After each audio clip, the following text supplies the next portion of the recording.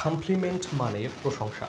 কাউকে ভদ্র, মার্জিত ও সুন্দরভাবে কৃতজ্ঞতা বা প্রশংসা জানানো। শব্দটি ব্যবহারে সতর্ক থাকতে হবে, কারণ কমপ্লিমেন্টের আয়ের জায়গায় ই বসালেই হয়ে যাবে সম্পূর্ণ ভিন্ন অর্থের কিন্তু একই উচ্চারণের ভিন্ন এক শব্দ কমপ্লিমেন্ট, যার অর্থ পরিপূরক।